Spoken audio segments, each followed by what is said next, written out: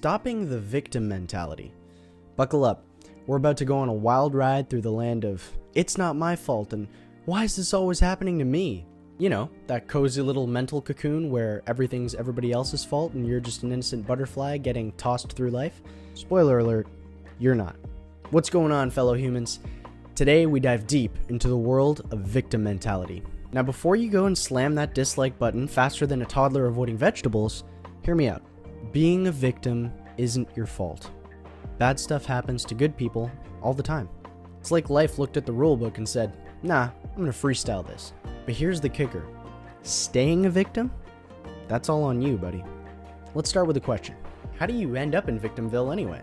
Well, it usually starts with something genuinely crappy happening to you. Maybe you got fired, dumped, or someone ate that last slice of pizza you were saving. Life throws a curveball, and suddenly you're on your back wondering what hit you. But here's where it gets interesting. Some people dust themselves off, maybe have a good cry in the shower. We've all been there. But then they get back to regular life. Others? They set up camp in that crappy moment. They build a little victim fort with "my life is so hard" flags and a river of self-pity. Let me tell you, that fort can be comfy. Studies show that wallowing in self-pity can actually give you a hit of feel-good chemicals.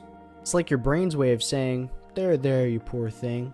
A 2020 study published in the Journal of Experimental Social Psychology showed that people who engage in competitive victimhood, that's basically people who say, my problems are way worse than yours, actually reported having higher levels of belonging and meaning in their life.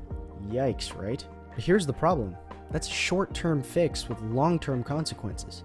It's like eating an entire cake for dinner. Sure, it feels great in the moment, but you're gonna regret it later when you're stuck in a sugar coma and you're wondering why your pants don't fit. The victim mentality is also self-reinforcing. It's like a really sad version of compound interest. The more you see yourself as a victim, the more you interpret events as attacks against you. Before you know it, you're seeing conspiracies in your coffee and you're thinking that the weather is out to get you personally. Now I can already hear some of you through the screen. What about systemic issues? What about real oppression? Valid points, imaginary argumentative viewer. Systemic issues are real, and oppression does exist. But here's the thing. Acknowledging those realities doesn't mean you have to let them define your entire existence. You can recognize injustice while still taking responsibility for your own actions and reactions. A 2019 study from the Journal of Happiness Studies, yes, that's a real thing, reported that people with a strong internal locus of control, that's fancy talk for "I'm in charge of my life," reported higher levels of happiness and life satisfaction.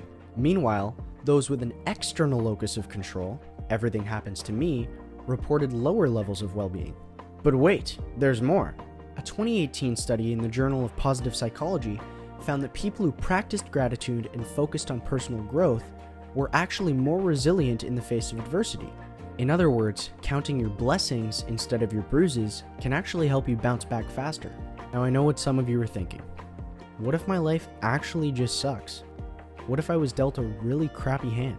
First off, I'm sorry. That does genuinely suck. But here's the thing. You've still got choices. You can choose to focus on what you can control, even if that's just your attitude. It's like that old saying, 10% of life is what happens to you, and 90% is how you react to it. Although let's be real, sometimes it feels a little more like 50-50, especially on Mondays. Here's a mind bender for you. What if embracing victimhood is actually a privilege in itself? If you have the luxury of wallowing in self-pity, you probably aren't in immediate danger or fighting for survival. You've got the time and mental energy to focus on your problems. So if you have the luxury of being able to worry about your problems, how bad are they really?